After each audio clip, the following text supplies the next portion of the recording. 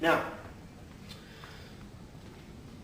once he's here and he has good structure, okay, and the bottom triangle is set, the top triangle is set, okay, then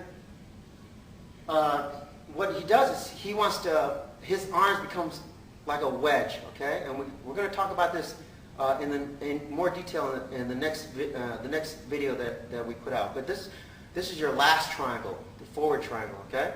But this forward triangle is like a wedge, okay, a wedge, like a door jamb, right? I always call it the door jamb, okay. And what he wants to do is he wants to wedge it underneath my door, okay, underneath my body, into my body, right, and wedge it, okay. And it's the body, okay. Once you have a strong wedge and you stick it into the door, right, you want to really jam it in place. And how you do that is you bring the body behind the wedge. That's like you kicking a wedge underneath the door. It squeezes the wedge in there more under the door, right? And that's what you want. Okay, so if he's moving backwards, okay, like this, it's like somebody opening the door. He can't push the door because you're wedged, right? So what does he do? The only way is he tries to open the door, right? And that means he retreats, okay? When he does that, your wedge has to keep coming forward and your body has to keep jamming that wedge in, okay? So don't try to wedge in just by overextending and reaching, okay? Now, he has a wedge. He's following me with a wedge, but he has no body behind the movement. Now his shoulders has to do everything. He has to carry he has to do all the work, okay?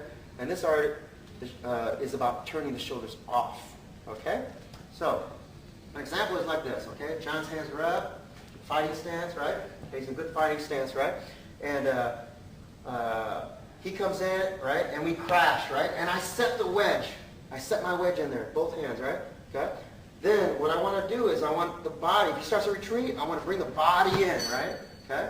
So when we're fighting, right? My wedge comes in, okay? So he punches, right? My wedge comes in. Once my wedge is in, right? Okay? Then I attack by using my body coming forward, right? Okay? Now, if he keeps moving backwards, right, I have to chase him with my body and keep jamming the wedge underneath his door, right, without overextending, okay? Once I overextend like this, okay, he can pull me or push me because I have no more balance, okay, no more balance. But if my wedge is set, okay, my wedge is set and my body is holding his weight, right, okay, and he starts to retreat, then I chase him with my wedge and I keep kicking the wedge under his door by using the body, right, and following him, right? That's from here. Now, if he tries to push into me, it becomes very difficult, right? And then that's when you would follow up. You come in, but you have to chase him with the wedge, and you have to keep kicking your wedge under his door by using the body, which is the top triangle. Okay? I want to thank everybody for all the great feedback and the emails. A lot of you have really good questions. But right now I'm trying to keep everything basic. But basic doesn't mean easy. Okay? There's a great quote, which is, they say, the highest form of art is simplicity. Right? And I think if you focus on what's simple, you're going to realize how difficult something so simple really is. It's not so simple when you try to perfect it. Okay? So the basics is the key and the foundation of everything. Okay?